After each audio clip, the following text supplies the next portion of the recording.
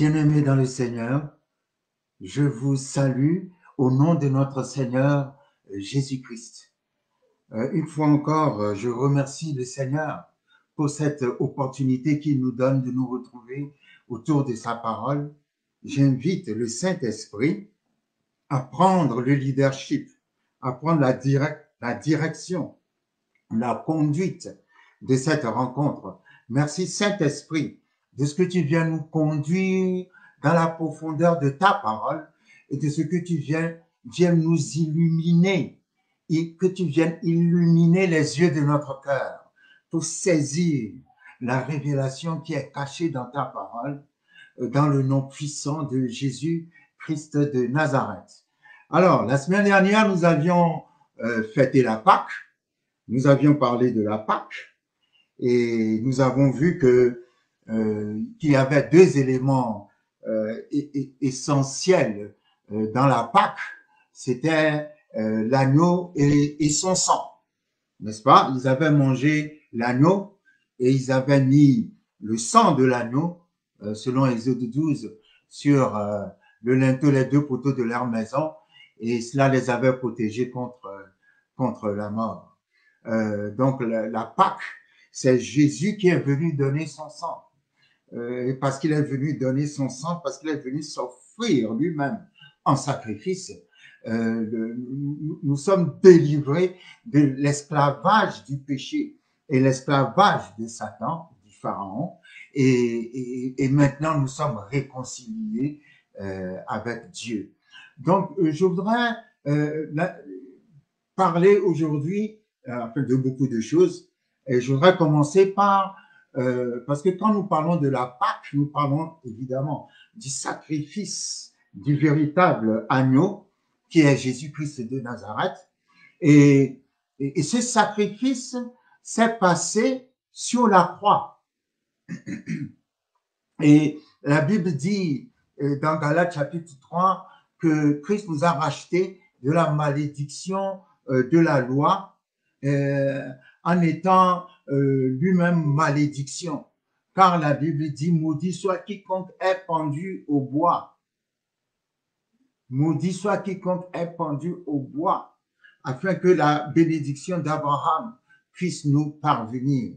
Christ a été pendu au bois, et c'est important, on en avait déjà parlé, et je veux y revenir encore, parce que la Bible dit que celui qui est pendu au bois est maudit.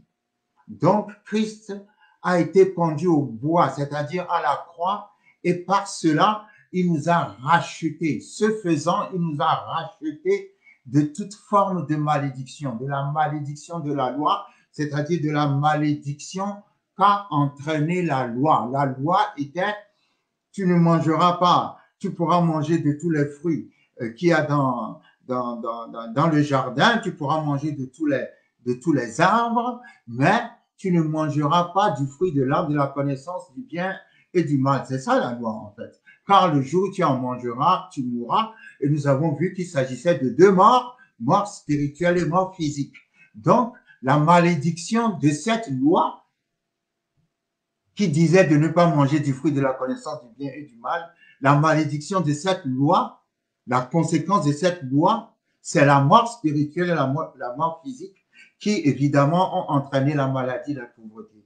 Donc, Christ nous a rachetés de cela en se faisant clouer au bois, c'est-à-dire à la croix. Donc, nous ne pouvons pas parler de la Pâque sans préciser l'importance du bois, c'est-à-dire l'importance de la croix. La croix est puissante. Vous enlevez la croix, il n'y a plus d'évangile. Parce que la croix est puissante.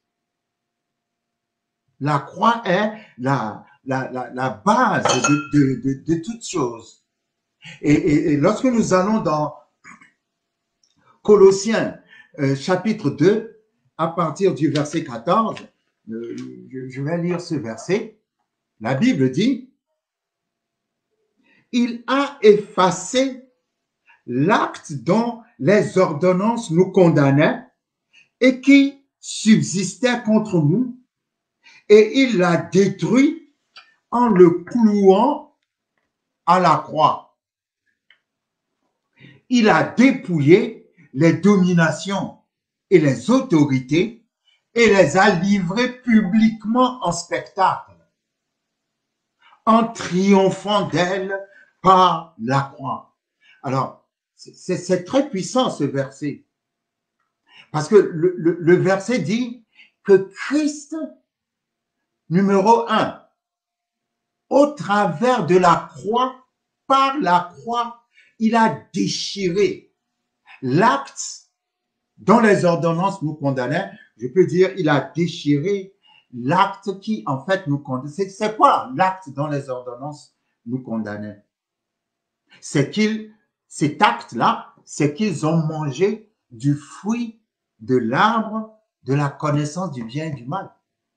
Parce que c'est de là que tout est parti.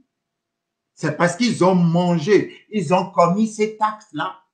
C'est parce qu'ils ont mangé du fruit de l'arbre de la connaissance du bien et du mal que le péché est entré dans la nature humaine, la mort spirituelle est entrée, la mort physique est entrée, la maladie est entrée, la pauvreté est entrée, l'homme a été séparé de Dieu.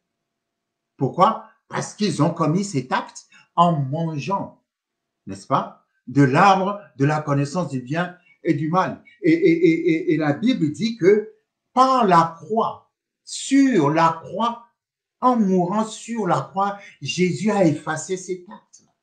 Donc, si cet acte a été effacé, c'est qu'il n'y a plus de condamnation. Si cet acte a été effacé, c'est qu'il n'y a plus de raison c'est que la solution a été trouvée au péché. Donc, la Bible dit clairement, la croix, en mourant sur la croix, Jésus a effacé l'acte dont les ordonnances nous condamnaient et qui subsistait contre nous, et il l'a détruit en le clouant à la croix. Vous voyez donc l'importance de la croix en elle-même.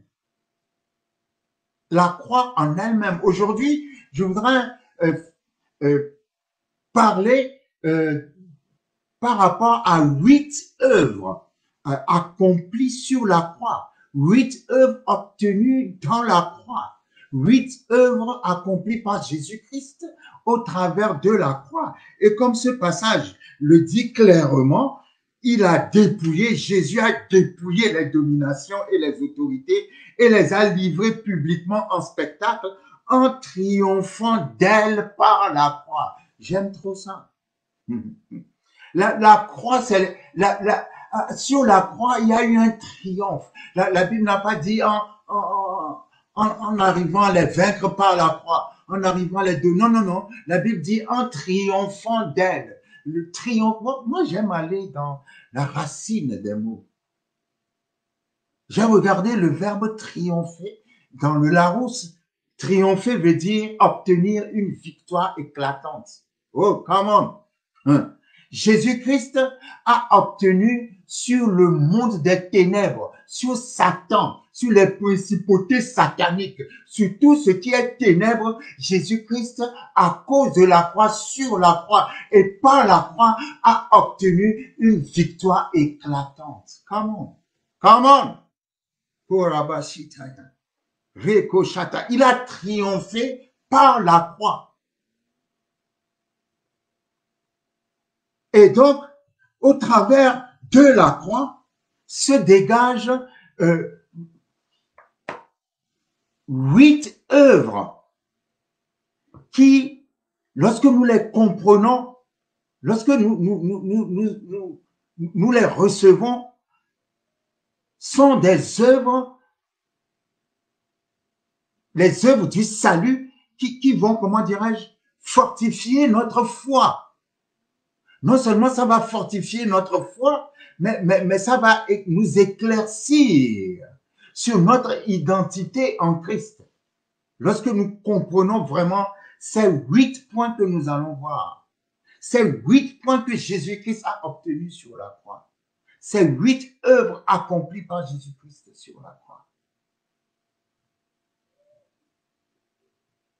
La première de ces œuvres, la première de ces œuvres s'appelle la propitiation. La propitiation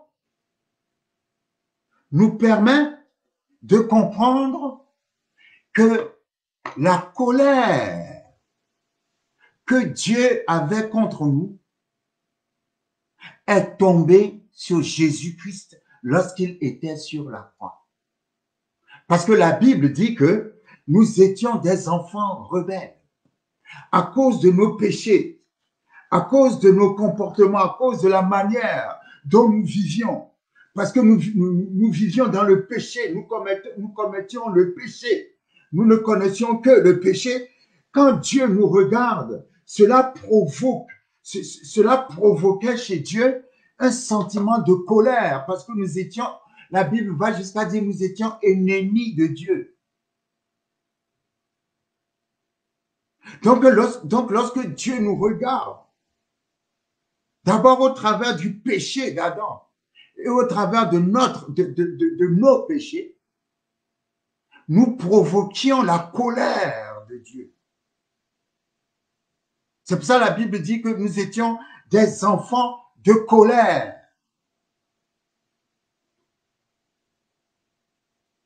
Mais lorsque Jésus-Christ a été sur la croix, Dieu a relâché sa colère sur Jésus-Christ. Et parce que Dieu a relâché sa colère sur Jésus-Christ, si aujourd'hui tu es en Christ, Dieu ne peut plus être en colère contre toi.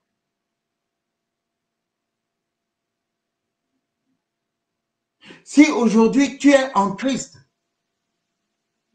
et que tu fais une faute, tu commets un péché devant Dieu, tu ne provoques pas la colère de Dieu, mais la Bible dit, n'attristez pas le Saint-Esprit du Dieu vivant. Tu attristes Dieu. Et quand tu attristes Dieu, qu'est-ce que tu fais? Tu te repens, tu vas par la repentance pour te réconcilier avec Dieu. Mais avant que Jésus aille à la croix, tu n'attristais pas Dieu. Tu suscitais la colère de Dieu. Et toute cette colère est tombée sur Jésus lorsque Jésus-Christ était sur la croix. Donc, un chrétien, celui qui est en Christ, ne doit pas dire Dieu est en colère contre moi. Non, Dieu n'est plus en colère contre toi parce que sa colère s'est déversée sur Jésus-Christ sur la croix. Lorsque tu fais le mal, il est attristé. Et c'est pour ça qu'il dit, si quelqu'un a péché, qu'il sache qu'il a un avocat, Jésus-Christ de Nazareth. Tu confesses tes péchés, il est juste et fidèle pour te les pardonner et pour te purifier de toute iniquité. Dans l'épître de Jean, chapitre 1, et puis épître de Jean, première épître de Jean, chapitre 1, et première épître de Jean, chapitre 2. Nous attristons Dieu lorsque nous ne marchons pas dans sa volonté, mais il ne peut plus être en colère avec nous. Alors, la propitiation est très importante parce que la propitiation, ça signifie apaiser Dieu, apaiser une divinité par l'offrande d'un sacrifice. Apaiser une divinité par l'offrande d'un sacrifice. Dieu était en colère contre les hommes parce qu'on était rebelles, enfants de colère. On était ennemis de Dieu, pécheurs. Mais quand Jésus-Christ s'est offert comme un sacrifice sur la croix, la colère de Dieu est tombée sur lui. Le sacrifice de Jésus a apaisé Dieu. Il a apaisé Dieu il a apaisé Dieu et Dieu n'a plus de colère vis-à-vis de nous qui croyons en lui. Et le mot propitiation a quelque chose à voir avec l'arche de l'alliance. Vous savez que dans l'Ancien Testament, il y avait cette caisse de bois avec de l'or, entouré d'or à l'intérieur. Je pense que je le dis toujours, ça fait des années que je le dis, mais par la grâce de Dieu, on va finir par faire un exposé sur le tabernacle. Alors, l'évangile selon le tabernacle nous permet de comprendre la profondeur des choses. Ça nous donne une révélation tellement claire et puissante de ce que Jésus-Christ a fait. Donc, dans le tabernacle, dans l'Ancien Testament, donc, il y avait cette caisse que l'on appelait l'arche de l'Alliance. L'arche de l'Alliance représentait, c'était la gloire de Dieu au milieu d'Israël. Et nous savons que lorsque le tabernacle est établi, l'arche de l'Alliance était déposée derrière le voile dans le lieu très saint. Et là où on mettait l'arche de l'Alliance, personne n'avait le droit d'aller là-bas au risque de tomber raide mort, sauf le souverain sacrificateur qui pouvait aller une fois par an, selon Lévitique 16, derrière le voile pour verser le sang sur le couvercle de l'arche de l'Alliance. Et en versant le sang sur le couvercle de l'arche de l'Alliance, les péchés d'Israël sont pardonnés pour juste un an. Et ce que nous devons comprendre, c'est l'arche de l'Alliance contenait trois choses, trois éléments. Lorsque nous lisons Hébreux chapitre 9, dans l'arche de l'Alliance se trouvaient trois éléments. Et ces trois éléments, quand Dieu les regardait, ça provoquait la colère de Dieu. Ces trois éléments, numéro un, c'était la table des 10 commandements. Pourquoi? Parce que le peuple avait adoré le veau d'or et rejeté les commandements de Dieu. C'était un acte de rébellion. Et quand Dieu regarde cela, regarde la table des commandements, cela suscitait la colère en lui. Et ensuite, selon Hébreux 9, à part la table des commandements, il y avait la verge, le bâton, la verge de Aaron. Aaron a été choisi comme souverain sacrificateur par Dieu, mais le peuple a rejeté Aaron. Et Dieu a dit, donc celui dont le bâton va fleurir, c'est celui-là définitivement que j'ai choisi. Et le bâton d'Aaron a fleuri en une seule nuit et poussé des amandes. Donc, cela s'est passé après que le peuple avait manifesté sa rébellion contre le choix d'Aaron. Donc, quand Dieu regarde la verge, le bâton d'Aaron, cela lui fait penser à la rébellion du peuple et cela suscitait sa colère. Et enfin, il y avait la manne qui était dans la caisse, l'arche de l'Alliance. Et vous savez que la manne, un jour, le peuple s'est levé et le peuple a parlé contre cette nourriture qui descendait du ciel. Le peuple a dit qu'ils étaient fatigués de manger la même chose et tout ça, et ils ont rejeté quelque part la manne. Ils ont manifesté une rébellion à l'égard de Dieu par rapport à la manne. Donc, quand Dieu regarde la table des 10 commandements, quand il regarde la verge d'Aaron, quand il regarde la manne, ces trois éléments lui rappellent les rébellions du peuple vis-à-vis de son autorité, et cela suscitait la colère. Donc, la Bible dit, ces éléments-là étaient dans l'arche, dans la caisse. Et l'arche avait un couvercle. Le couvercle de l'arche de l'Alliance s'appelle le propitiatoire. Le propitiatoire. Le couvercle de l'arche de l'Alliance c'était un couvercle et à chaque extrémité de ce couvercle se trouvait un chérubin. Donc, sur le couvercle, appelé propitiatoire, il y avait 2 chérubins, un à chaque extrémité. Les 2 chérubins avaient le regard, regardaient le couvercle et leurs ailes se touchaient.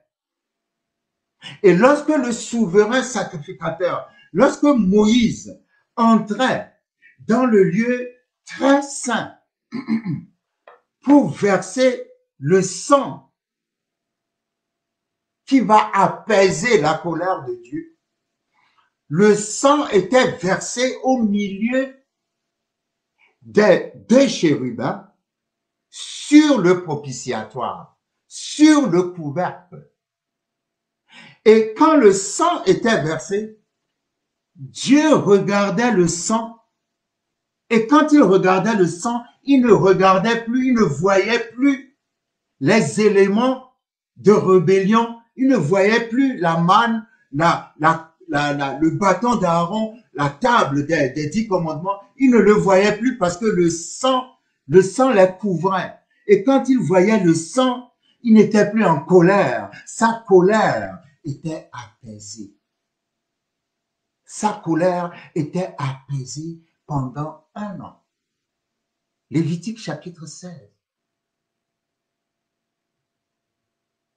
Et quand Dieu parlait, il parlait à Moïse là où le sang était versé sur le propitiatoire, au milieu des deux chérubins. Moïse parlait avec Dieu. Moïse entendait audiblement la voix de Dieu. C'est puissant. C'est puissant. C'est puissant.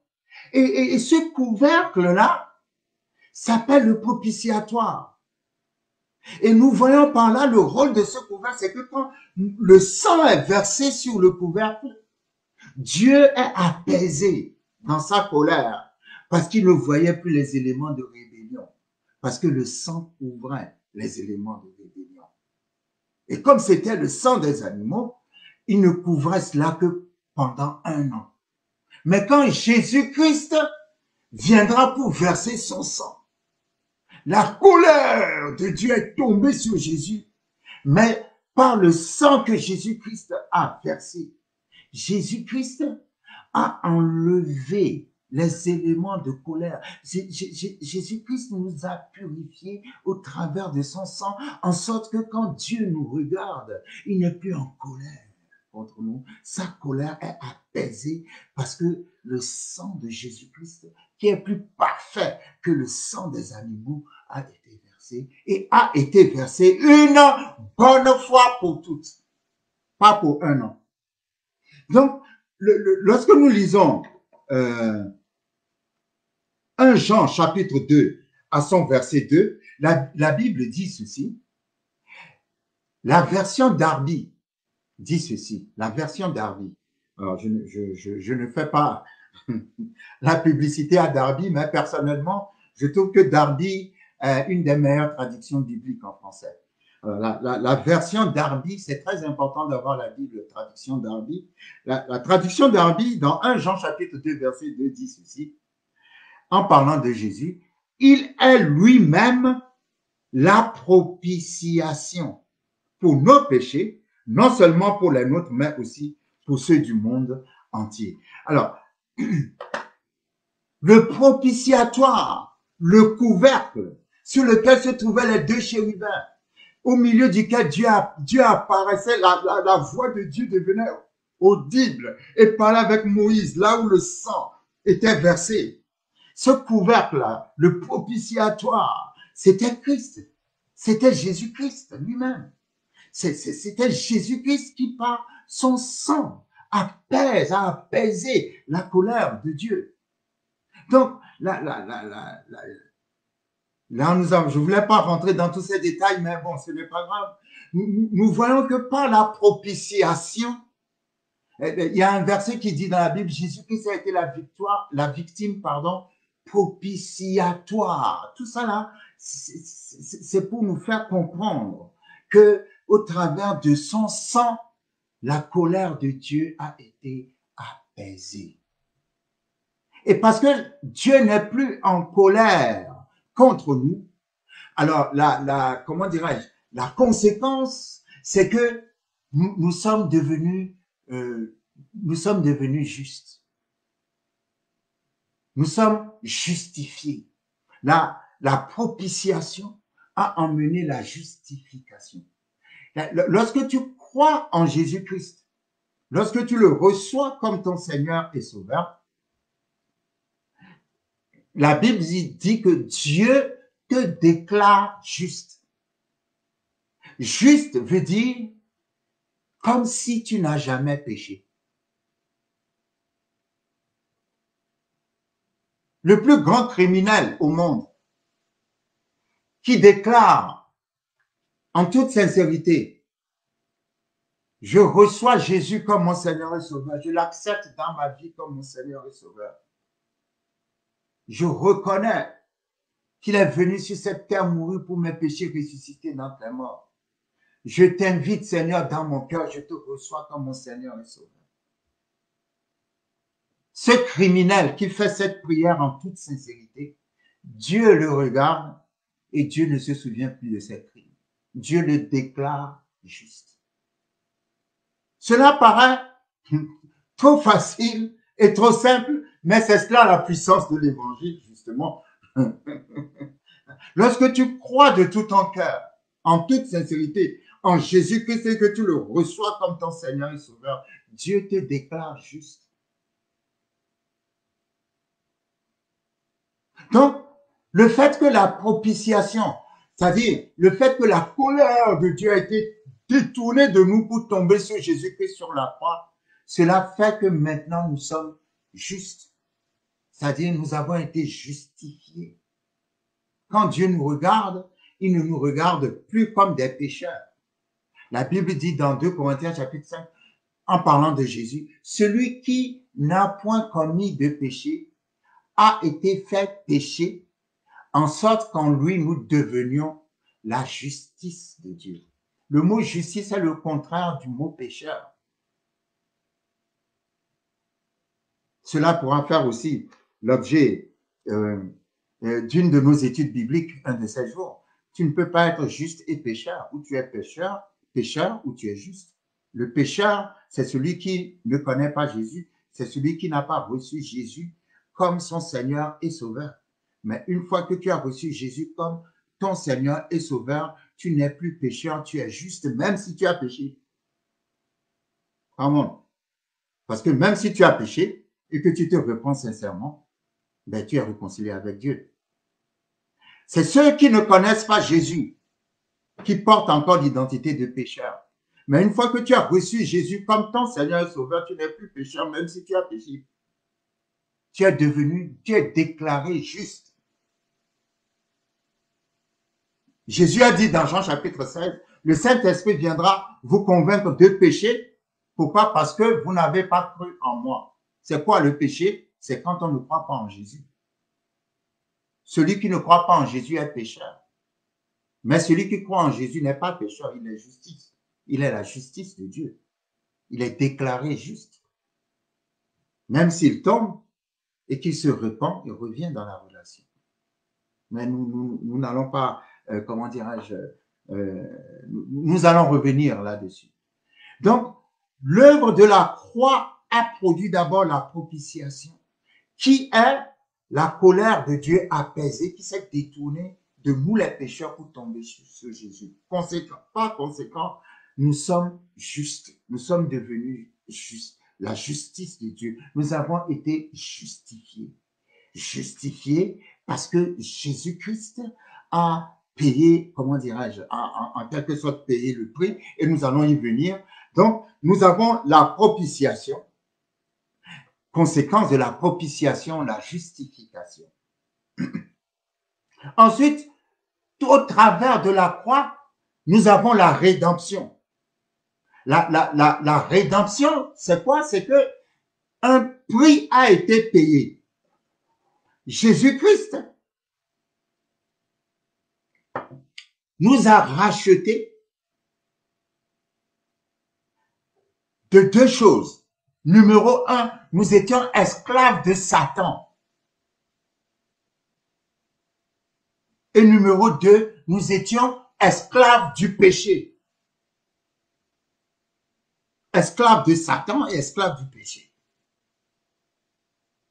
Donc, un prix a été payé pour que nous soyons libérés. La rédemption va produire la libération de Satan, la libération du péché, le pardon de Dieu. Toutes ces choses sont obtenues au travers de la croix.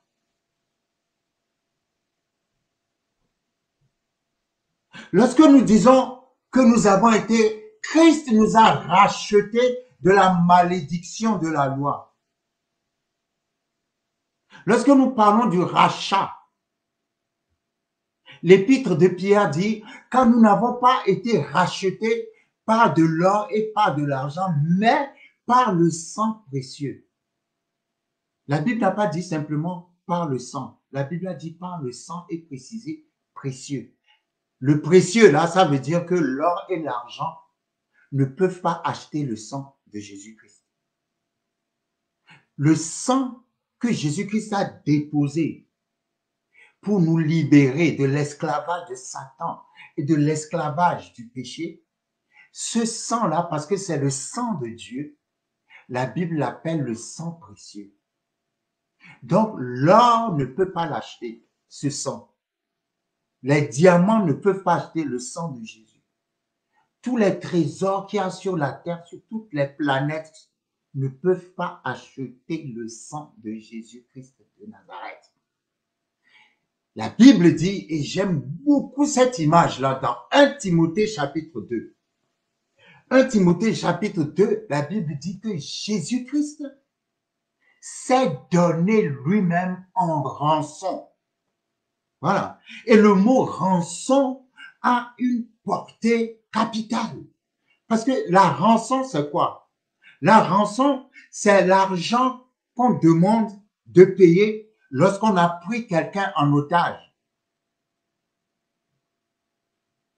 On prend quelqu'un en otage et on dit, je ne vais pas libérer cette personne tant qu'on n'a pas payé telle somme d'argent. Et cette somme d'argent exigée s'appelle la rançon. Et la Bible dit clairement que Christ s'est donné en rançon. Donc, ça veut dire que nous étions otages de Satan et otages du péché. Mais par la rédemption au travers de la croix, une rançon a été payée pour que tu sois libéré. Et lorsque nous allons dans le grec, le mot qui a été utilisé pour racheter, c'est un mot qui parle de marcher aux esclaves. C'est le mot agora. Le mot agora en grec signifie marcher aux esclaves. Et lorsque la Bible dit nous avons été rachetés, ça veut dire, c'est le mot agorazo. Le mot agorazo signifie Jésus est entré dans le marché des esclaves. Jésus a déposé son sang précieux. Jésus est entré dans le marché des esclaves et il nous a payé, il a déposé son sang précieux. Il nous a rachetés des mains de Satan, notre maître, qui nous a pris en otage. Et il y a un autre mot, c'est pas seulement le mot agorazo, mais le mot ex-agorazo ou hexagorazo. Ex veut dire sortir. C'est-à-dire Jésus-Christ est entré dans le marché aux esclaves. Il nous a rachetés et il nous a fait sortir du marché des esclaves. Hexagorazo. C'est le mot hexagorazo qui est attaché au mot racheter lorsque la Bible dit il nous a rachetés de la malédiction de la loi. Il est entré dans le marché des esclaves. Il a payé notre libération. Et il nous a sortis du marché des esclaves. Et ça a un sens encore plus particulier, ça veut dire racheter pour ne plus jamais être revendu. Come on. Come on. Racheter pour ne plus jamais être revendu. Christ nous a rachetés pour ne plus jamais être revendu. Pourquoi? On ne peut plus jamais être revendu parce que pour qu'on soit revendu, il faut que la personne qui nous rachète puisse payer un prix qui est plus que le sang de Jésus. Come on. Mais il n'y a rien qui est plus que le sang de Jésus parce que le sang de Jésus a plus de valeur que toutes les pierres précieuses, tout l'argent, tous les trésors de l'univers entier. Donc, si tu as été racheté par le sang de Jésus, plus personne n'est assez riche pour te racheter. Satan est trop pauvre pour te racheter parce qu'il ne peut pas payer le sang de Jésus. C'est pour ça, l'œuvre de la rédemption, selon le grec exagorazo, signifie racheter pour ne plus jamais être revendu. Lorsque tu reçois Jésus comme ton Seigneur et Sauveur, tu dois savoir en toi-même. Mais il y a quelque chose qui me poursuit ces temps-ci, qui m'empêche de dormir. Et je crois que Dieu veut faire quelque chose. Dieu va faire quelque chose. Bon, Dieu a déjà tout fait, mais il faut que nous prenions conscience de qui nous sommes parce que nous ne savons pas qui nous sommes. Et c'est parce que nous ne savons pas qui nous sommes que le diable continue de régner. Parce que le diable ne doit pas régner sur toi. Parce que ce que Jésus a fait, tu as été racheté pour ne plus être revendu. Come on! Racheté pour ne plus être revendu. Ça veut dire que maintenant que Christ est en toi, tu as la domination en toi, tu as le règne de l'Esprit de Dieu en toi. Satan n'a aucune domination sur toi. Satan ne peut plus te ramener au marché des esclaves. Satan ne peut plus te remettre encore en otage. Satan n'a aucune autorité sur toi parce que Christ t'a racheté pour ne plus être revendu.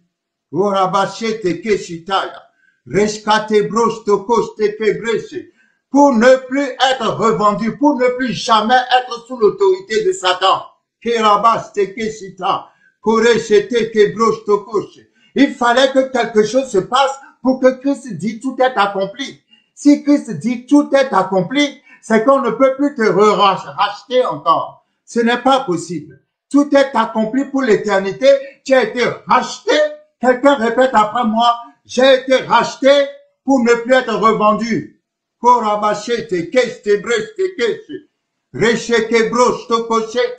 Au travers de ce que Jésus a fait, tu as été pardonné. Au travers de ce que Jésus a fait, tu as été libéré. La propitiation a amené la justification. La rédemption a amené la libération. Et toujours au travers de l'œuvre de la croix, il y a ce que, comment dirais-je, nous appelons la substitution.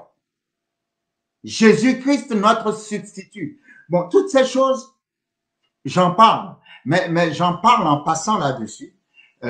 Si vous voulez en savoir plus, lorsque nous allons commencer notre école biblique, nous irons plus en détail dans l'étude de la rédemption pour que vous puissiez vraiment avoir la révélation de ce qui s'est passé. Là, vous pouvez suivre les cours bibliques si vous le désirez. Et ainsi, nous passerons plus de temps là-dessus. Mais là, je suis juste en train de passer, de résumer la puissance de la croix. Quand on parle de la croix, ce que la croix a produit. Sur la croix, Jésus était notre substitut. C'est quoi un substitut? Un substitut, c'est un représentant. Exemple, lorsque Goliath menaçait Israël, Goliath disait, moi je représente les Philistins. Trouvez quelqu'un qui représente Israël. Et quand on va se battre, si c'est moi qui gagne, donc ce sont les Philistins qui ont gagné sur Israël. Et si c'est l'autre qui gagne, donc c'est Israël qui a gagné sur les Philistins. Donc Goliath était le substitut des Philistins et David sera le substitut d'Israël. Et qu'est-ce qui va se passer? David va vaincre Goliath, donc au travers de la victoire de David. Donc c'est Israël qui a vaincu les Philistins. Sur la croix, c'est toi et moi qui devrions y être. C'est toi et moi qui devrions être sur la croix. Mais Jésus-Christ a été notre substitut. Cela s'appelle la substitution, c'est-à-dire il a pris notre place, remplacement. Il a pris notre place et il est mort à notre place sur la croix. Normalement, c'est nous qui devons être sur la croix. C'est pour ça que la Bible dit, celui qui n'a point connu de péché a été fait péché. Sur la croix, tous les péchés de l'humanité passés, présents et futurs étaient venus sur Jésus-Christ. C'est pour ça que son père l'a rejeté. Et il a dit, Père, Père, pourquoi m'as-tu abandonné? Parce que le Père, Dieu n'habite pas dans le péché. Et sur la croix, il était notre substitut. Il était mort à notre place. Et il était mort de mort. Pourquoi? Parce que quand le péché a été commis, Adam et Ève étaient d'abord morts spirituellement. J'ai déjà expliqué à plusieurs reprises que le mot mort ne signifie pas fin. La mort, c'est pas la fin. La mort signifie, bibliquement parlant, la séparation. Celui qui est mort, c'est celui qui est séparé de Dieu. Tu peux être vivant et être mort. Donc la mort n'est pas la fin. La mort, c'est quand tu es séparé de Dieu, bibliquement parlant. Donc, quand ils avaient péché, ils n'étaient pas tombés réellement, physiquement. Ils étaient séparés de Dieu. Donc, ils étaient morts spirituellement. Et parce qu'ils étaient morts spirituellement, ils ont fini par mourir physiquement, parce que cela introduit toujours deux morts. Sur la croix, Jésus-Christ était mort spirituellement parce que son Père s'est séparé de lui. Et ensuite, il est mort physiquement en remettant son esprit dans les mains de son Père. Donc, il a payé le prix pour les deux sortes de morts. Et parce qu'il est notre substitut, parce qu'il est mort spirituellement à notre place, cela nous permet à nous qui croyons en lui de ressusciter. Pourquoi? Parce que nous étions morts spirituellement, c'est-à-dire séparés de Dieu à cause du péché. Mais sur la croix, Jésus-Christ a pris notre mort spirituelle sur lui. Et parce qu'il a pris notre mort spirituelle, qu'il est mort spirituellement et physiquement à notre place, cela nous permet à nous maintenant de ressusciter spirituellement et physiquement. Nous pouvons ressusciter physiquement à cause de cela, notre corps à la résurrection. Et parce qu'il est mort spirituellement, il nous a redonné, nous pouvons ressusciter spirituellement. Donc, la substitution, c'est par rapport à la mort spirituelle. La substitution, le fait que Jésus-Christ se soit substitué à nous sur la croix, le fait qu'il soit mort spirituellement et physiquement à notre place, cela a produit la nouvelle naissance. La nouvelle naissance, ou un autre mot que j'aime, le mot régénération. Régénération. Pourquoi est-ce que nous disons, la Bible dit, celui qui croit en Christ est une nouvelle créature. 2 Corinthiens chapitre 5. Les choses anciennes sont passées, voici toutes choses sont devenues nouvelles. La bonne traduction, lorsqu'on se réfère littéralement à la traduction grecque, c'est celui qui est en Christ est une espèce que la terre n'a jamais connue avant. Come on. Celui qui est en Christ est une espèce que la terre n'a jamais connue avant. Parce que celui qui est en Christ, Dieu habite en lui. La terre n'a jamais vu, depuis sa création, un être humain en qui Dieu habite. Non, non. C'est une espèce rare. C'est une espèce surnaturelle. C'est une espèce qui n'a jamais existé. Quand la Bible dit, celui qui est en Christ est une nouvelle créature en grec signifie espèce que la terre n'a jamais vue avant.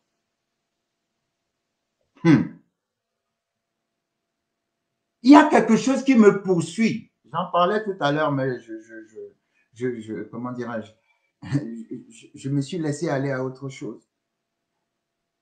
Et c'est ce qui me poursuit actuellement. L'Esprit de Dieu me parle par rapport à Psaume 68, verset 28. Ton Dieu ordonne que tu sois puissant. Ah, ce verset n'arrête pas d'exploser ma tête et d'exploser mon cœur. Ton Dieu ordonne que tu sois puissant. Come on. Je veux qu'on prenne ce verset-là. Je veux qu'on creuse ce verset. Je veux qu'on prenne dans ce verset les sources de ce verset, qu'on vive de ce verset, qu'on mange ce verset, qu'on boive ce verset, qu'on démontre ce verset. Il y a une révolution qui va se déclencher dans la vie de quelqu'un parce que tu as la révélation de ce verset. Ton Dieu ordonne que tu sois puissant. Oh, oh, oh.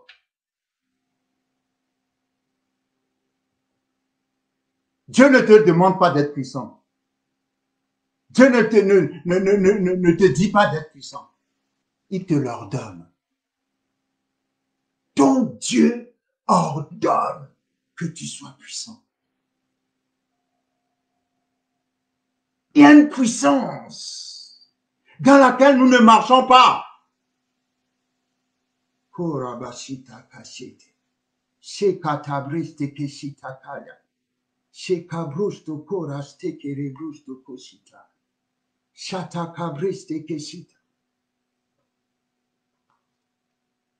allons y revenir.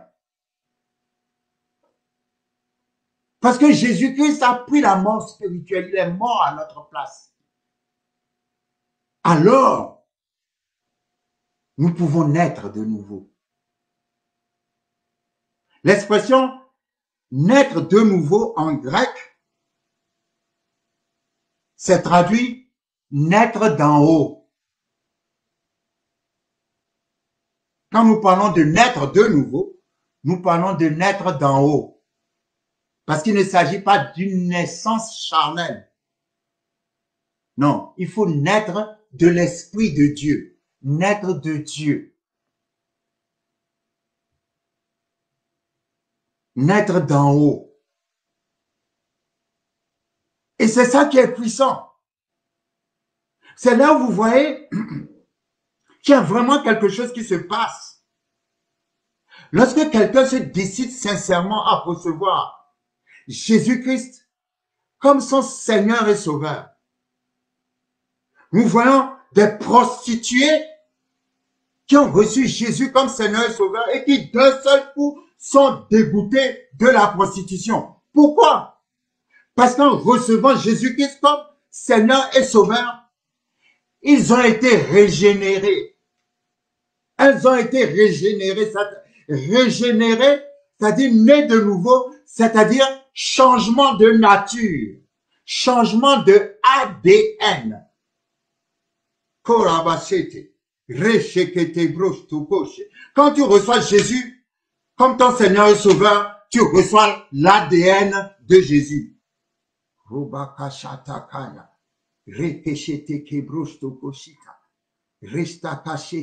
Régénérer.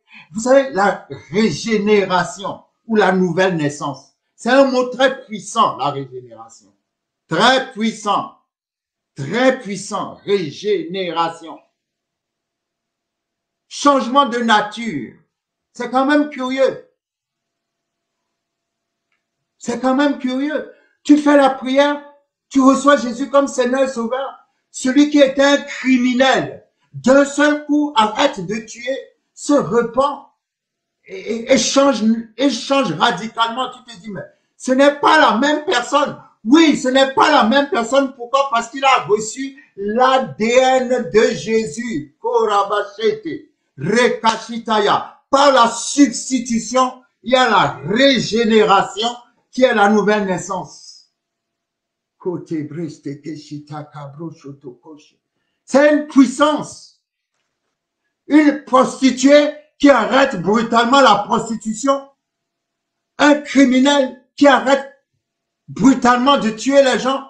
Un voleur qui arrête brutalement le vol et qui change complètement. Changement de nature. C'est une puissance. C'est une puissance qui se trouve dans l'évangile. L'apôtre Paul a dit, je n'ai pas honte de l'évangile. C'est la puissance de Dieu pour le salut de quiconque croit, du juif premièrement et du grec. Selon qu'il est écrit, le juste vivra par la foi, car dans l'évangile a été révélé par la foi et pour la foi la justice de Dieu. Korabashete, Rekatabreche. L'évangile est la puissance de Dieu. L'évangile est la puissance de Dieu. L'évangile est la puissance de Dieu et c'est une puissance tangible. Attends, soyons sérieux. Quelqu'un qui reçoit Jésus, qui change complètement, radicalement. Ne me dites pas qu'il y a une puissance qui agit.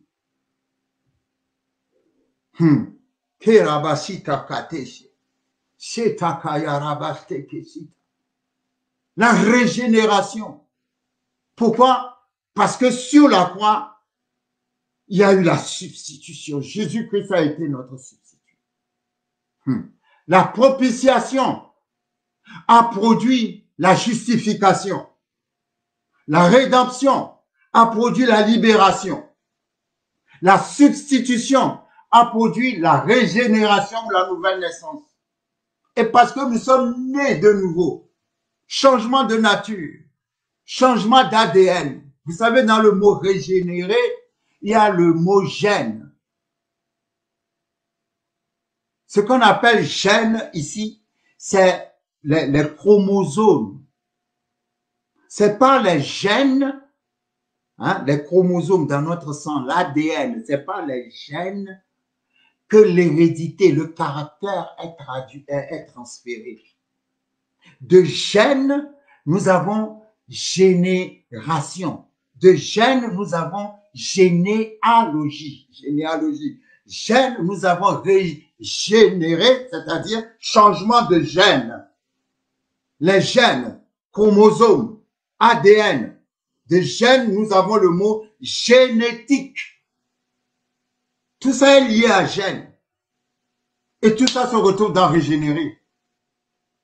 C'est-à-dire changement de nature. Korabakashita.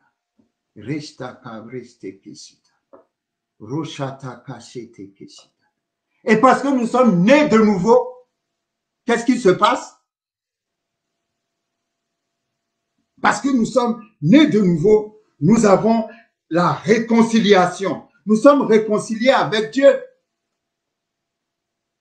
Et il y a un très beau verset, un très beau verset qui dit que Dieu était dans Christ. Si je peux retrouver ce verset, écouter ce verset, 2 Corinthiens chapitre 5 verset 19. Car Dieu était en Christ réconciliant le monde avec lui-même, en n'imputant point aux hommes leurs offenses. Et il a mis en nous la parole de la réconciliation. Vous voyez, Dieu était en Christ, réconciliant le monde avec lui-même, en n'imputant point aux hommes leurs offenses. C'est-à-dire en ne tenant pas compte de nos péchés. En imputant, en ne tenant pas compte de nous, en ne nous punissant pas pour nous, en n'imputant pas aux hommes leurs offenses. Pourquoi? Parce qu'il a imputé les offenses à Jésus. Parce que Jésus a porté nos offenses. Christ était dans Jésus, Dieu était dans Jésus-Christ, nous réconciliant avec lui-même. Et en mettant tous nos péchés sur Jésus. En ne nous imputant pas nos offenses.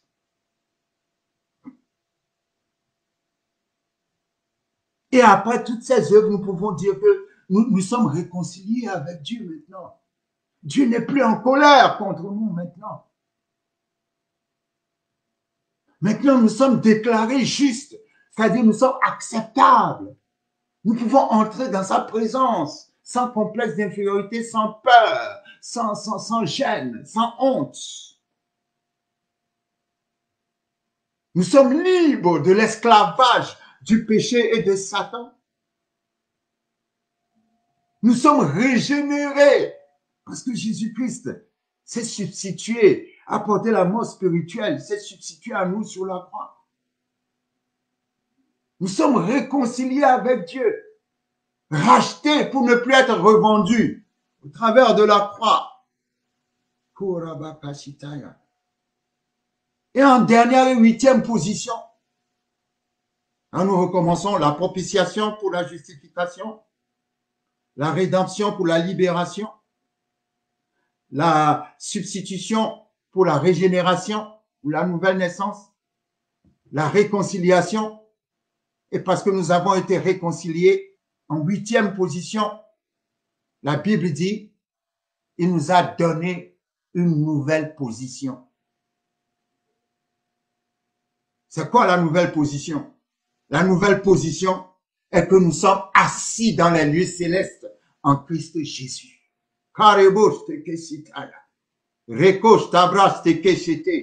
Tu es sur la terre, mais pendant que tu es sur la terre, tu es aussi dans les cieux. Oh, tu es assis dans les lieux célestes en Christ Jésus. Le problème est que tu considères toujours les problèmes à partir de la terre.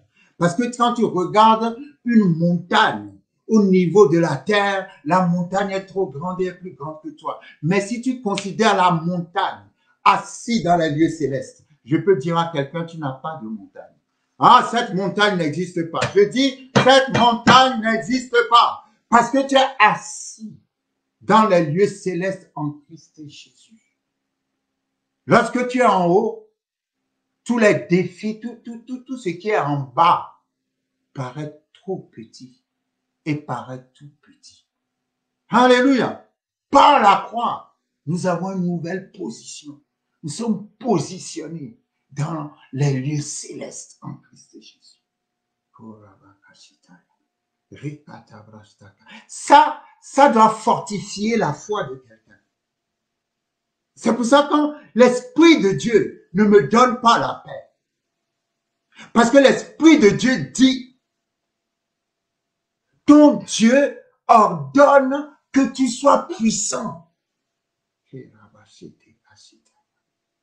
Tu es puissant à cause de tout ce que Jésus-Christ a fait pour toi sur la croix.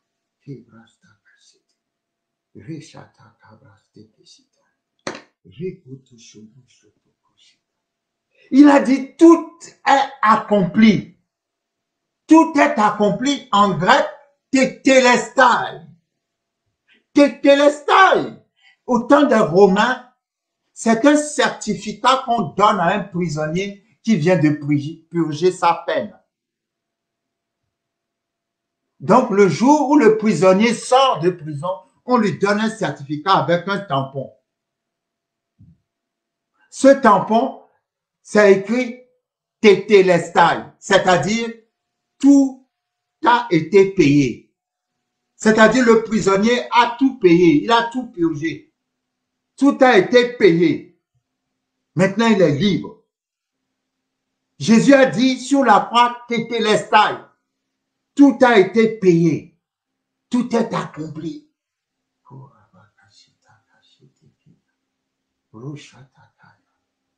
Il y a une puissance en toi. Ah, je reviens toujours sur ça. Ton Dieu ordonne que tu sois puissant. Ton Dieu ordonne que tu sois puissant. Quelqu'un répète après moi, je suis puissant. Je ne sais pas, mais il faut qu'on arrive à sortir quelque chose de cette parole. Parce que c'est la parole réma de Dieu. Dieu t'interdit de te lamenter. Dieu dit, je t'interdis de te lamenter. Je t'interdis de te voir toujours en dessous des situations. Je t'ordonne d'être puissant.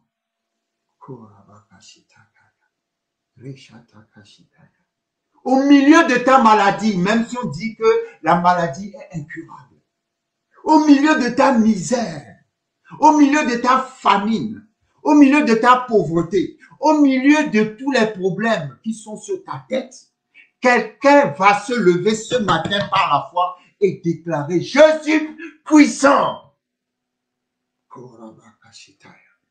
Je suis puissante.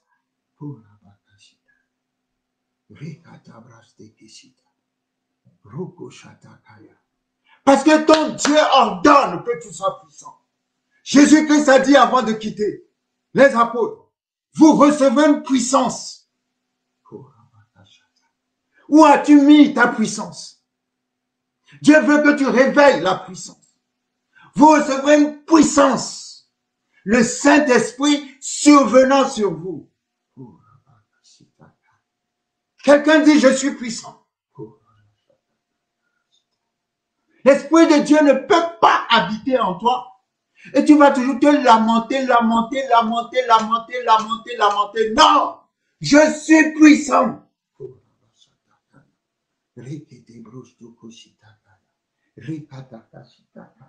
Quand Dieu a relâché la puissance de la résurrection, il a fait trembler la terre. Il a bouleversé l'ordre des choses.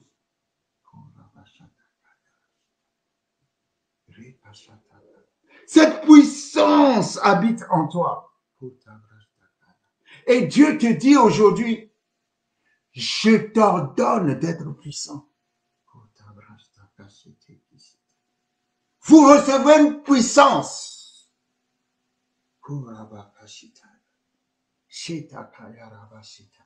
Luc chapitre 10, je vous ai donné le pouvoir de marcher sur les serpents, sur les scorpions et sur toute la puissance de l'ennemi et rien ne pourra vous nuire. Quelqu'un dit, je suis puissant.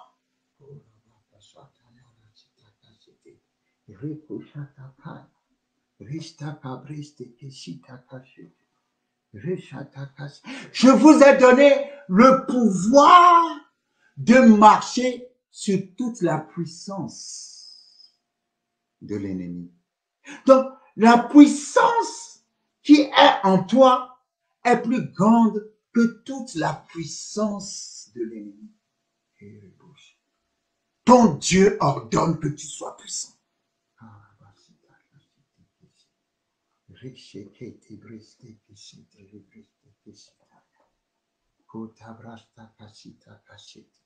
Ton Dieu ordonne que tu sois puissant. Éphésiens chapitre 3, verset 20. À celui qui peut faire infiniment au-delà de tout ce que nous lui demandons ou pensons en accord avec la puissance. Come on. Qui agit en nous. Il y a une puissance. Et Dieu t'ordonne d'être puissant. Qui agit en toi. Qui agit en toi. Qui agit en toi. Cette puissance, c'est le Saint-Esprit. C'est le Saint-Esprit. Je refuse, dans le nom de Jésus, d'être un homme naturel. Je ne suis pas naturel. Je suis surnaturel. Jésus-Christ ne peut pas accomplir toute cette œuvre sur la croix, la propitiation, la justification, la rédemption, la libération, la substitution, la régénération, la nouvelle position, la réconciliation pour que je sois juste naturel. Non, je suis puissant.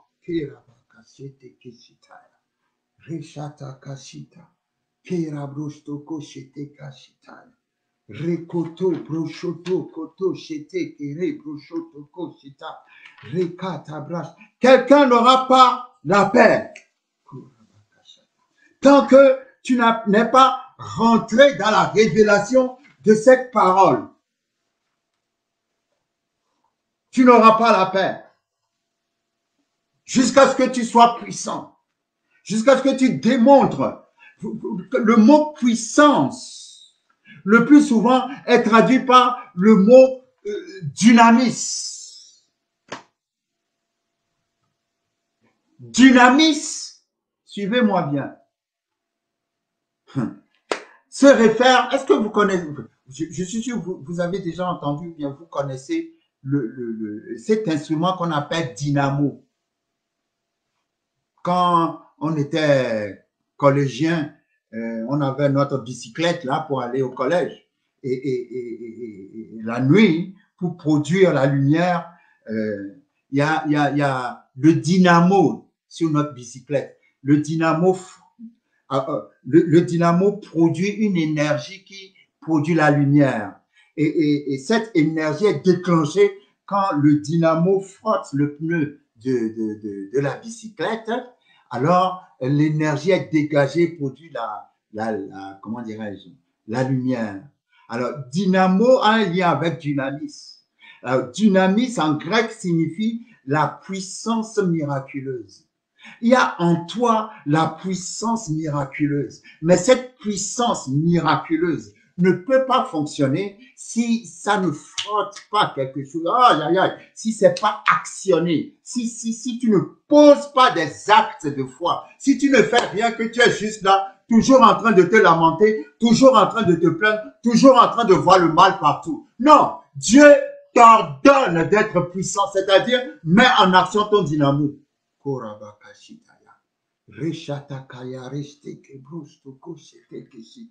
Le dynamisme est déjà en toi. La puissance, la puissance miraculeuse est déjà en toi. Vous savez, maintenant, je refuse, je refuse de vivre un christianisme naturel. Si jusqu'à maintenant, tu n'as vécu qu'un christianisme naturel, à partir d'aujourd'hui, je déclare dans le nom puissant de Jésus que tu vas vivre un christianisme surnaturel. Parce que le christianisme n'est pas naturel. Le christianisme est surnaturel. Et c'est ce qui provoque ma colère. Je suis fâché contre cette façon de vivre le christianisme toujours dans le naturel, prisonnier du naturel, prisonnier des lamentations, prisonnier des plaintes, prisonnier des faiblesses, prisonnier des échecs, prisonnier des défaites, prisonnier des désespoirs, prisonnier de la dépression, prisonnier de ceci, prisonnier de cela. Non, ton Dieu ordonne que tu sois puissant. Vous recevrez une puissance. Le Saint-Esprit survenant sur vous. À celui qui peut faire infiniment au-delà de ce que nous demandons et pensons en accord avec le dynamisme, la puissance miraculeuse qui agit en nous. Lève-toi et déclare, je suis puissant. Oui, je suis malade. Oui, j'ai des problèmes. Oui, mais je suis puissant.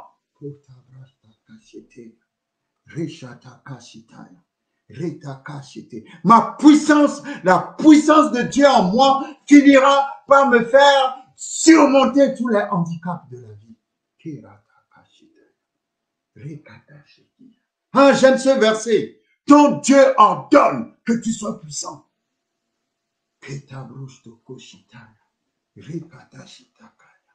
Et j'aime bien, Jésus l'a dit, vous recevrez une puissance. Qu'as-tu fait de la puissance? Retourne à la puissance. Je suis puissant. L'Esprit de Dieu est en toi pour te rendre surnaturel, pour te rendre miraculeux.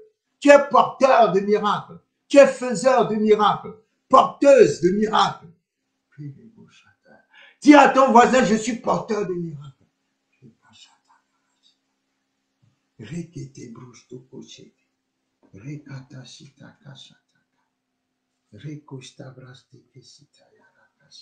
Il y a forcément quelque chose de surnaturel qui se passe quand tu reçois Jésus comme Seigneur et Sauveur.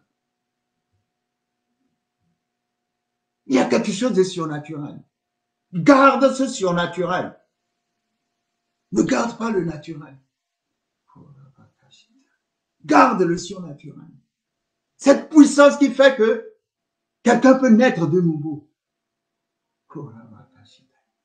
C'est une puissance miraculeuse.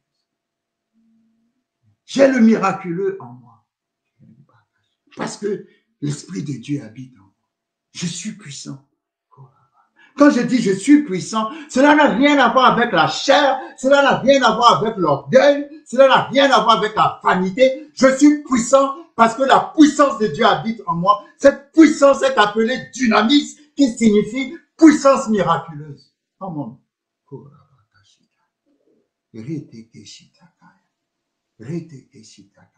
La Bible dit tu es une nouvelle créature, une espèce que la terre n'a jamais vue avant.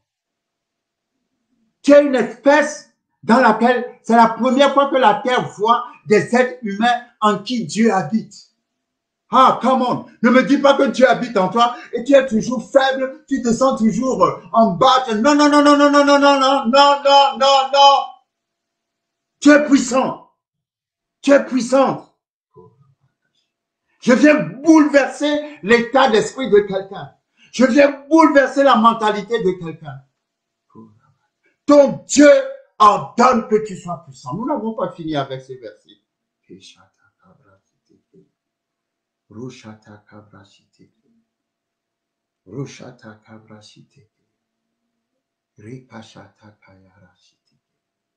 Tu étais naturel, un simple humain avant de recevoir Jésus. Mais maintenant que tu as reçu Jésus, il y a une puissance qui est venu en toi.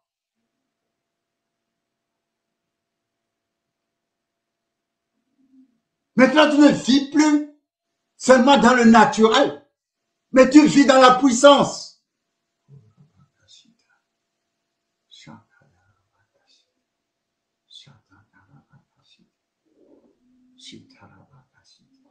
Jésus-Christ.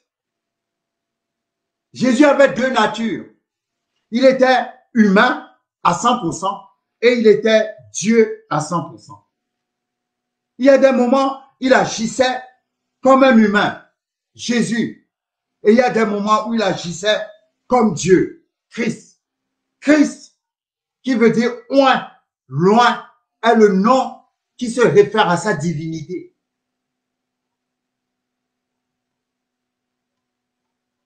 Christ est Dieu. C'est pour ça que Corinthiens chapitre 10 dit, quand Moïse était avec le peuple d'Israël dans le désert, il y avait un rocher qui les suivait. Et ce rocher était Christ. Ce rocher les suivait, les abreuvait. Ce rocher était Christ. Quand Moïse était dans le désert, Jésus n'était pas encore né, mais Christ existait déjà.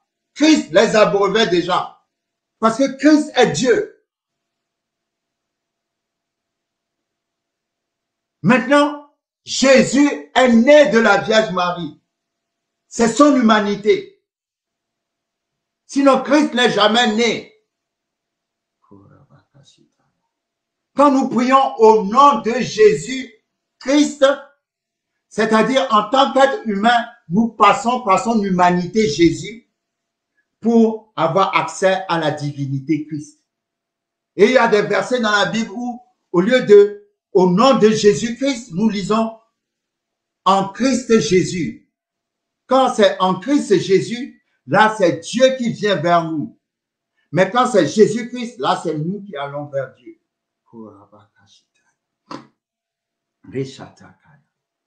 Quand tu reçois Jésus comme ton Seigneur et Sauveur, tu as aussi le côté humain et tu as aussi le côté divin.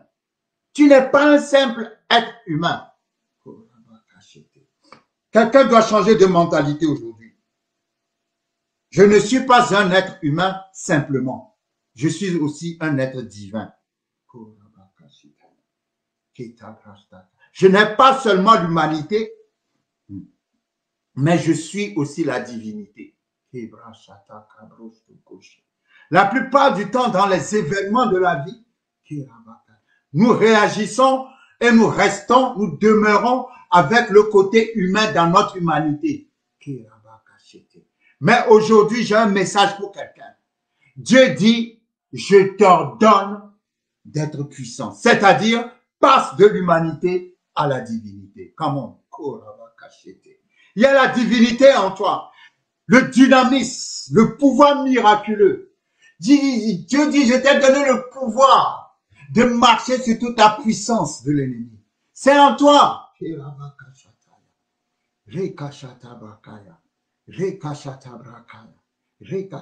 dois être fatigué de vivre seulement selon ton humanité. À partir d'aujourd'hui, je déclare que tu vas vivre selon ta divinité. Parce qu'il y a le divin en toi. Il y a Dieu en toi. C'est pour ça qu'il y a cette colère en moi. C'est une colère spirituelle. Il y a un réma que nous allons toucher ce réma. Hein, je déclare qu'il y aura une révolution dans la vie de quelqu'un. Je déclare dans le nom puissant de Jésus qu'il y aura une démonstration désormais dans nos vies de tous les jours. Au nom puissant de Jésus, changement de dimension. Ah, come on, changement de dimension. Quelqu'un quitte son humanité pour accéder à sa divinité. Je dis, tu quittes ton humanité pour accéder à ta divinité. Au nom puissant de Jésus, nous bouleversons toutes les lois naturelles qui nous ont tenus captifs jusqu'à maintenant. Nous détruisons toutes les lois naturelles qui nous ont tenus captifs jusqu'à maintenant. La loi de l'esprit de vie en Christ Jésus a triomphé de toutes les lois naturelles qui nous ont tenus captifs jusqu'à maintenant. Je ne suis pas seulement humain, je ne vis plus seulement du côté humain, mais j'accède à la divinité. Au nom de Jésus-Christ, j'accède à la divinité. J'accède à la divinité dans le nom puissant de Jésus. Dans le nom puissant de Jésus. Dans le nom puissant de Jésus-Christ de Nazareth. Lorsque nous prions, nous prenons 2 Pierre chapitre 1. 2 Pierre chapitre 1, versets 1 à 4. Ce passage, quelqu'un doit dormir dessus. Parce qu'en comprenant ce passage, ta mentalité doit changer. Oh, nous prêchons l'évangile pour changer la mentalité des gens. Ta mentalité va changer au nom puissant de Jésus. Oh, que la main de Dieu touche ta mentalité à partir d'aujourd'hui. Tu ne réfléchiras plus, tu ne raisonneras plus comme tu as toujours raisonné. Dieu dit, je t'ordonne d'être puissant. Tu as assez vécu dans ton humanité. Tu as assez vécu dans ton naturel. Dieu t'ordonne d'accéder à la divinité. 2 Pierre chapitre 1. 2 Pierre chapitre 1 verset 3 dit ceci. Comme sa divine puissance nous a donné tout ce qui contribue à la vie et à la piété au moyen de la connaissance de celui qui nous a appelés par sa propre gloire et par sa vertu, lesquels nous assurent de sa part les plus grandes et les plus précieuses promesses, afin que par elles vous deveniez participants de la nature divine. Aïe, aïe, aïe, aïe, aïe, aïe, aïe, aïe, aïe. Aïe, aïe, aïe, aïe, aïe, aïe, je n'ai pas le temps, je n'ai pas le temps. Mais la Bible dit dans ce passage que nous sommes participants de la nature divine. Aïe, aïe, aïe, aïe, aïe, aïe, aïe, aïe, aïe. J'invite quelqu'un juste prendre 5 minutes, pas plus, à méditer. La Bible dit, tu participes à la nature divine. Oh non, non, non, non, non, non. La Bible dit, tu es un être humain naturel. Oui, tout le monde te connaît. Être humain naturel. À part. Mais maintenant, avec la puissance de la régénération, l'Esprit de Dieu qui habite en toi, parce que tu es en Christ, la Bible dit que tu participes à la nature divine. Vous savez ce que ça veut dire? Quelqu'un qui participe à la nature de Dieu. C'est quelqu'un qui existe comme Dieu. Je ne dis pas que nous sommes Dieu dans le sens où nous faisons la concurrence à Dieu. Non, nous sommes Dieu en Dieu. Come on.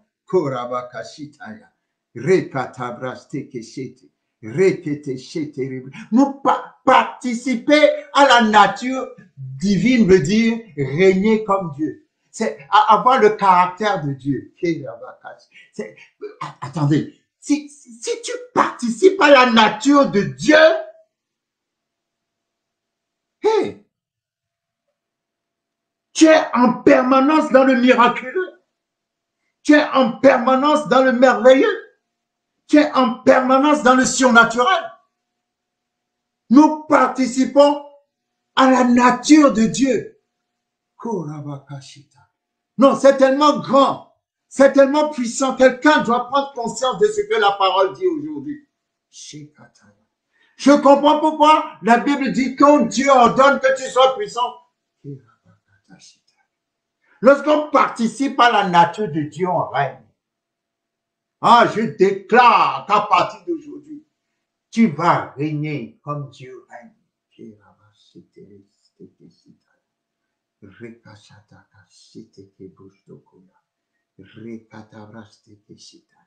Tu vas, vous savez, celui qui règne, c'est quelqu'un qui parle et la nature obéit à ses paroles.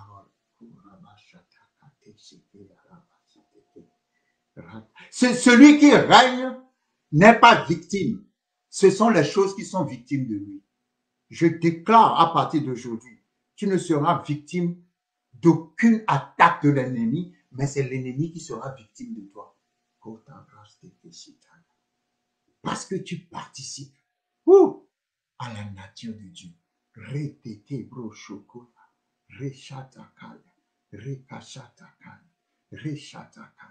Je participe à la nature de Dieu. Quand le peuple a commencé à adorer Baal,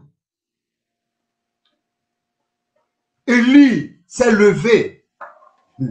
Come on. Ça, c'est un exemple de ce que je suis en train de dire. C'est-à-dire vivre dans vivre sa divinité en Christ. C'est ce que Élie a démontré. Suivez-moi bien. Suivez-moi bien. Quelqu'un va me comprendre parce que je vais quelque part. Quand Élie a vu que le peuple adorait les dieux de Baal, Élie a dit, je ferme les cieux. Il n'y aura plus de pluie. Et Élie a dit, il n'y aura point de pluie, sinon à ma parole.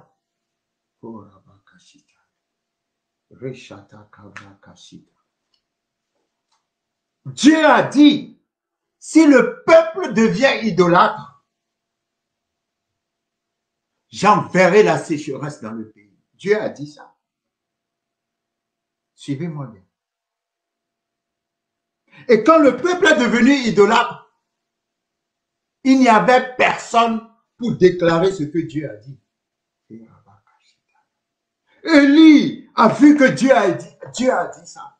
Alors Élie a pris la parole de Dieu, il en a fait sa parole. Ok, chérie, cabro, toko, c'était. Tu dois prendre la parole de Dieu et en faire ta parole. Il a dit, je ferme les cieux, il n'y aura pas de pluie sinon ma parole. C'est pas sa parole, c'est la parole de Dieu. Mais il a fait de la parole de Dieu sa parole. C'est ça ce que j'appelle régner. Quand on dit de participer à la nature de Dieu, c'est ça. C'est-à-dire, Élie a agi comme Dieu. Et quand il a fermé les cieux, on n'a plus vu la pluie pendant 3 ans et demi. Parce qu'un homme s'est levé et a dit, il ne pleuvra plus, sinon à ma parole. Mais le Saint-Esprit n'habitait pas dans Élie comme le Saint-Esprit habite en toi.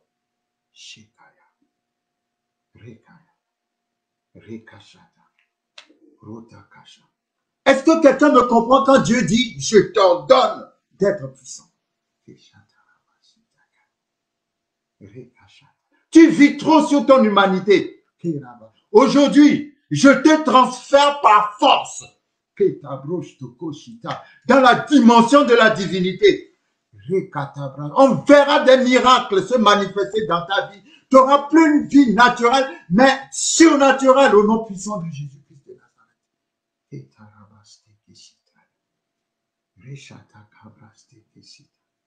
Ton Dieu ordonne que tu sois puissant. Merci Seigneur pour ta parole. Merci Seigneur pour ta parole. Merci Seigneur pour ta parole. Merci Seigneur pour ta parole. Merci pour ta parole. Merci Seigneur pour ta parole.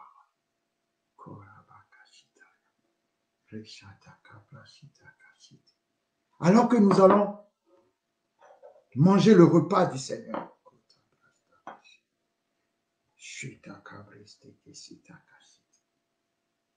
je prie pour un changement de mentalité.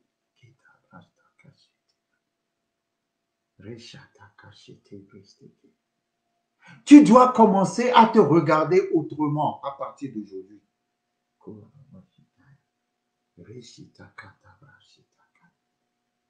Tu n'as rien. Tu es condamné par la maladie selon ce que les hommes disent. Tu es dans une faiblesse extrême. Tu es le plus petit de ta famille est la plus pauvre. Mais tu dois te lever ce matin et dire, je suis puissant. Je suis puissante. Pourquoi? Parce que l'Esprit de Dieu habite en toi. Et parce que l'Esprit de Dieu habite en toi, Dieu dit, la Bible dit, ton Dieu ordonne que tu sois puissant. Je refuse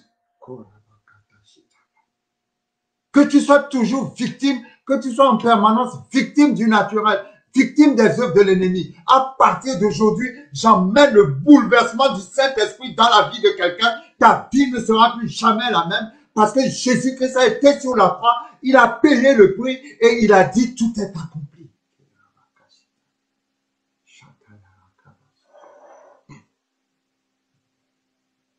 Merci Seigneur pour ton corps qui a été brisé pour nous. Ton corps a été brisé pour que tout soit accompli. Pour que nous soyons réunifiés à Dieu. Réconciliés avec Dieu. Régénérés en Dieu. Rachetés pour ne plus être revendus. Au travers de ton corps que nous mangeons. Merci pour la guérison miraculeuse.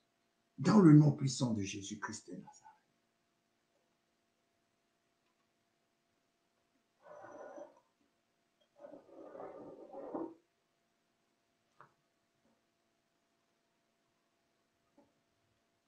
Merci pour le sang précieux qui a payé le prix.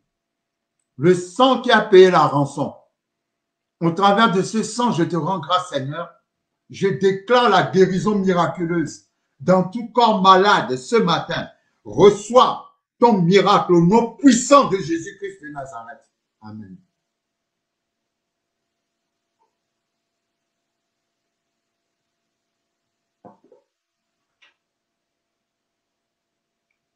Merci Seigneur. Merci pour ta parole.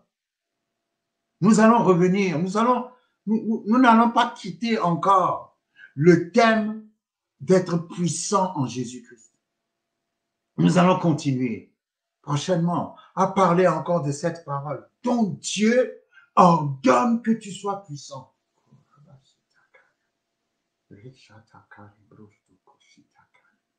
Ton Dieu ordonne que tu sois puissant. Merci Seigneur. Que le Seigneur vous bénisse. Ayez une semaine pointe et à dimanche prochain.